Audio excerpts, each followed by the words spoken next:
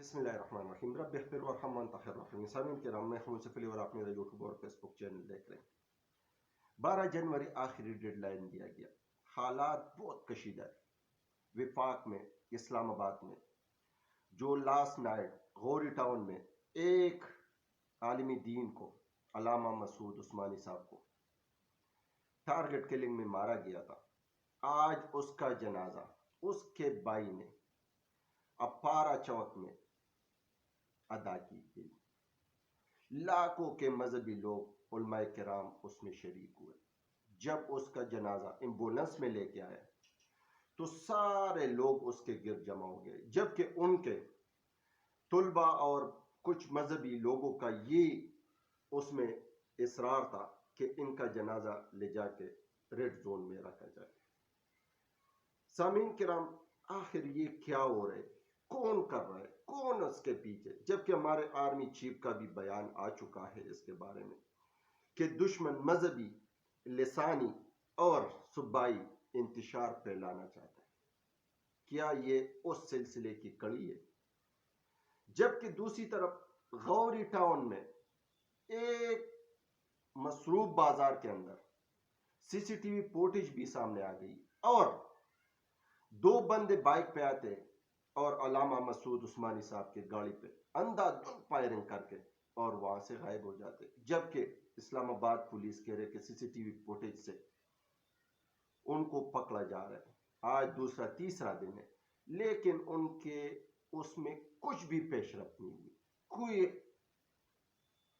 Head line بھی سامنے نہیں آئی پولیس کی طرف سے۔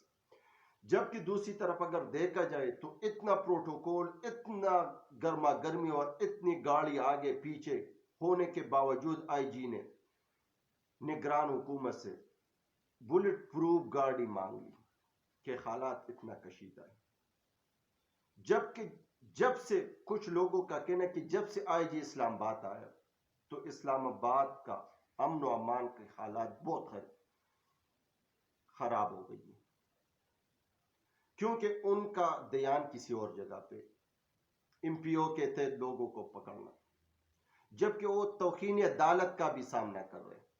لیکن کچھ لوگ کہہ رہے کہ آئی جی کو ہم ہٹا دیں تو پھر اسلام آباد کا کیا ہوگا؟ جب آئی جی ہوں گے تو اسلام آباد کا یہ حالات۔ جبکہ اس کے بیٹے عثمان عثمانی نے جنازے کے بعد تقریر کرتے ہوئے بتایا کہ حکومت کو الٹیمیٹم دی کہ 12 جنوری آپ کے پاس لاسٹ ڈیٹ ہے، میرے بابا کے، میرے والد صاحب کے جو ٹارگٹ کلیں گے، اگر ان کو سامنے نہیں لے کے آئیں تو پھر امن و امان خراب کرنے کا ذمہ دار نگران حکومت ہوگی، اسلام آباد پولیس ہوگی۔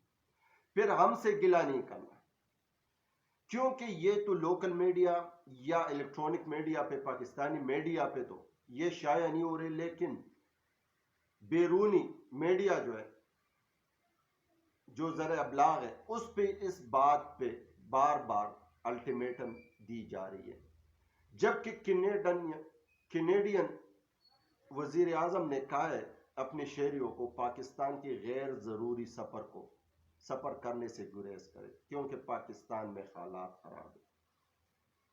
یہی تو آج کل کے حالات بنے ہوئے، کیونکہ ہمارے پولیس کسی اور طرف گئے ہوئے، کسی اور چیز کے اوپر ان کا دھیان ہے۔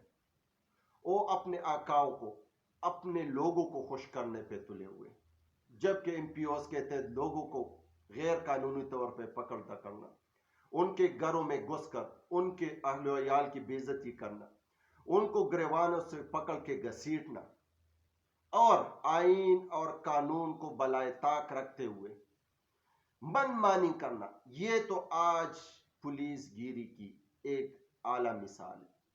کیونکہ عدالتوں نے بھی اس پہ توہین عدالت لگا دیے، لیکن وہ ٹس سے مس نہیں ہوتا۔ وہ کہہ رہے کہ آپ کون ہوتے ہیں ہمیں روکنے والا؟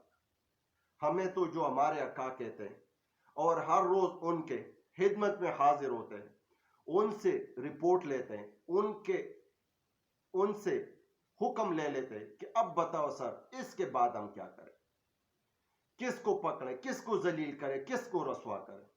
لیکن ایک عالمی دین کو